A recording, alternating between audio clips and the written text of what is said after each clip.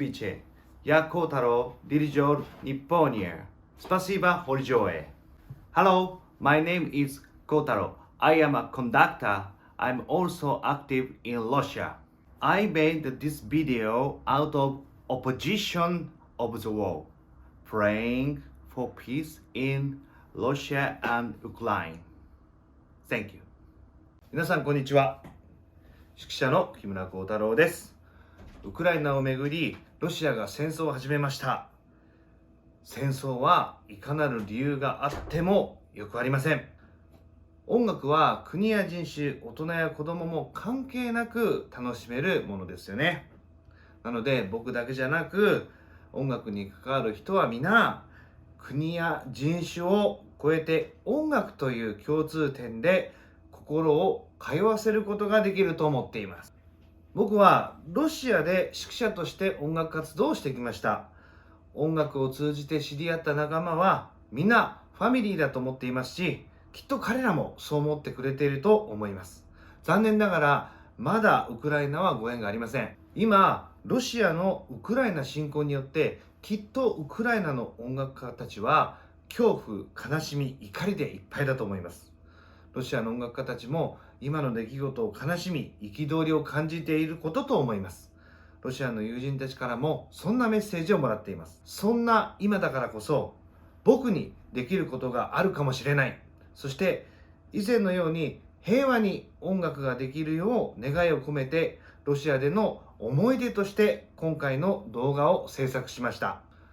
僕が指揮をしてロシアの各地で演奏し、オーケストラメンバーもサポートスタッフもそして観客の皆さんも一体になって音楽を楽しみました。国や肌の色関係なく幸せな時を過ごすことができました。戦争には理由があります。でもその理由は分かっていても僕らは納得してはいけないと思います。なんとなくロシアだけが悪いみたいな風潮はありますが、ロシア国民の中には戦争に意義を立てている人はたくさんいます。僕はロシアにしか縁がありませんので、ロシアのことしか紹介できません。ウクライナとご縁があれば紹介はできたのですが、ご縁がないので今回はできません。ロシアの平和を愛し、音楽を愛する人たちとの記録を紹介させてください。今回ご紹介する僕らのオリジナル曲、クローバーも音楽を通じてつないでいく友好の証のような曲となっています。ロシアの各地で地元オーケストラと演奏したこのクローバーの動画をつないで一つの演奏に仕上げました。一刻も早くロシアとウクライナに平穏な日々が戻りますように、そしていつの日かロシアやウクライナのオーケストラと心を通わせることができますように、そんな思いでロシアでの演奏の様子をお届けします。さ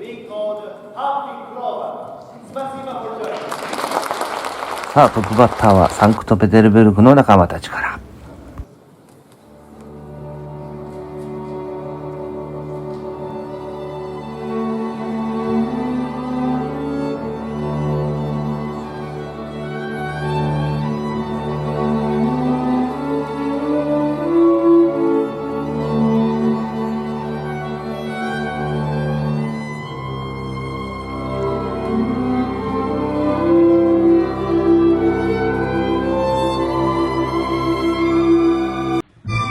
続いてはロシアの真ん中、シベリアのノボシビルスクの仲間たち。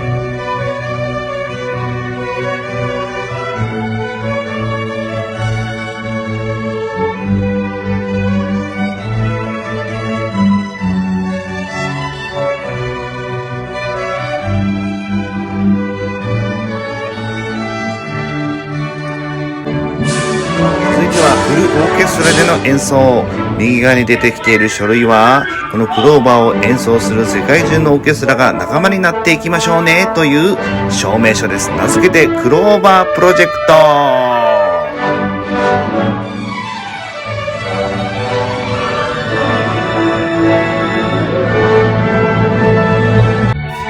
続きましてはチェラビンスクというシベリアのオーケストラです。数年前にね、隕石が落ちてきた映像で有名になったチェラビンスクという都市です。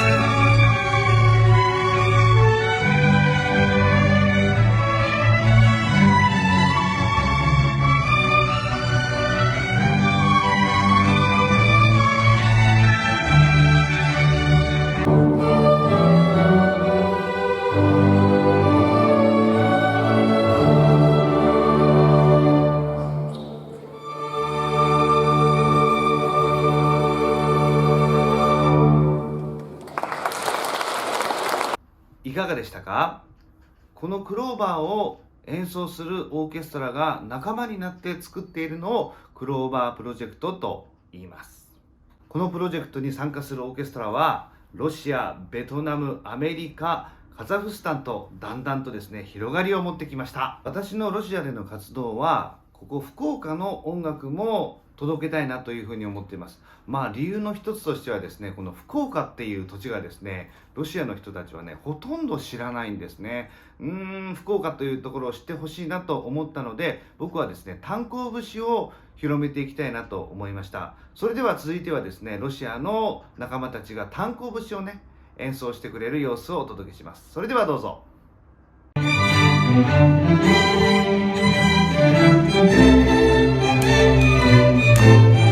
ふるさと福岡の炭鉱節がこのロシアの土地で響いてるんですね。一緒にね、ツアーに同行しているツアーマネージャーもですね、なんと覚えちゃったんですね。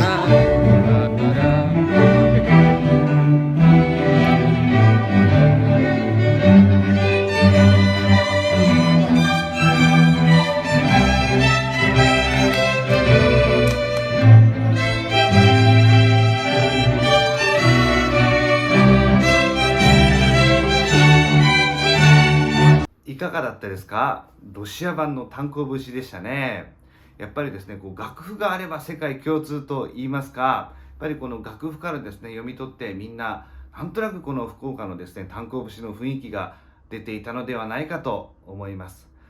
こうしてですね、ロシアではいろんな人との出会いがありました。中でもですね、印象に残っているのが次に見ていただく VTR になるんですけれども、ロシアのですね、若い人たちが集まる合唱団での出来事ですね。若い人たちの合唱を聞いて、そしてそこで指導している若手指揮者にも少し指揮者ミニ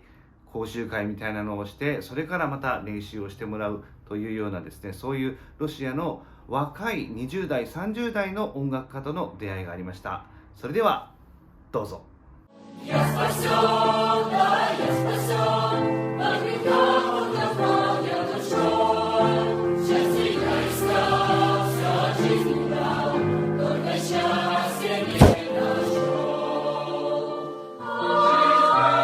ロシアの10代20代のこの若者たちの歌声、心を揺さぶるものがあります。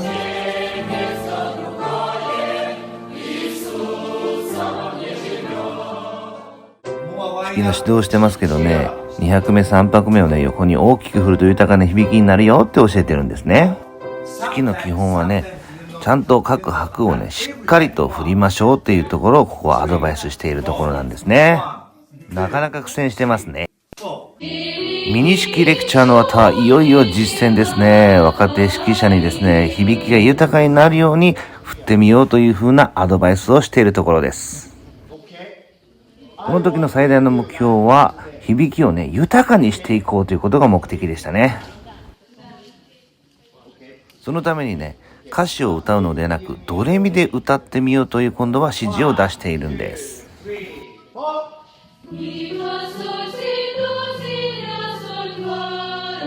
突然の要求にもかかわらずみんなね、きちんとドレミで歌ってくれるんですね。この反応の素早さには驚くものがありましたよ。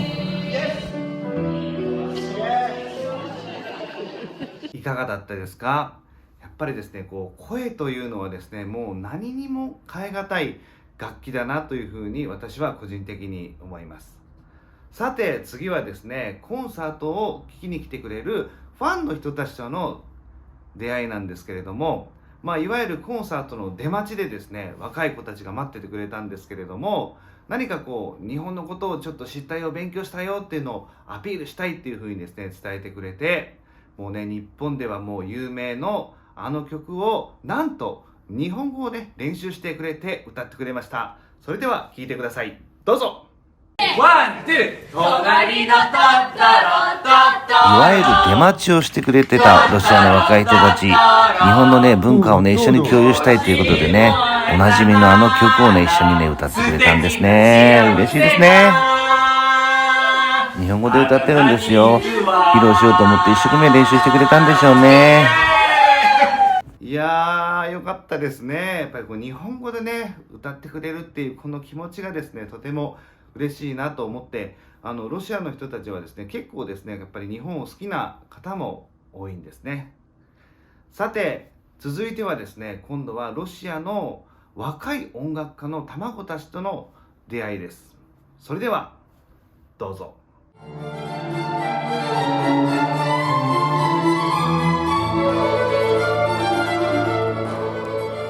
この若い2人はですね、サンクトペテルブルクの音楽大学の付属の学校の小学生ぐらいの年かな。オーケストラもね、初めての共演ということでね、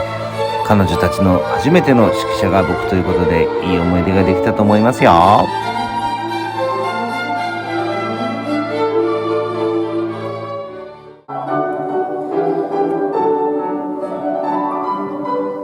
ロシアの若い音楽家の卵たちには本当に驚かされます。才能もさることながら基礎的なところもしっかり勉強してるんですね。今弾いてるこの男の子も日本人で言ったら大体小学校 1,2 年生ぐらい、ちょっと背が大きいですけどね、それぐらいの年なんですよ。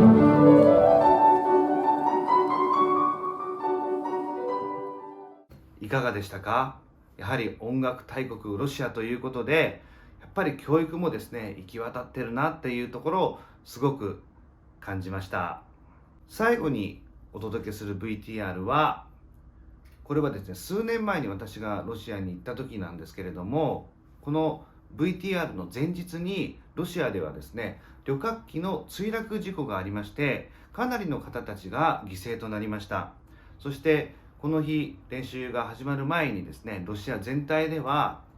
亡くなられた方、犠牲になった方々を哀悼しようということで、そういうムードが漂っておりました。そんな中、オーケストラから自発的にこの演奏が始まる前に、マスカーニ作曲オペラカバリリア・ド・スティカーナの間奏曲を演奏して、哀悼の意を示していこうというふうな提案がありました。その時の VTR が奇跡的に残っておりましたので、お届けしたいなと思っております。この曲、全曲通してお届けいたします。それでは聴いてください。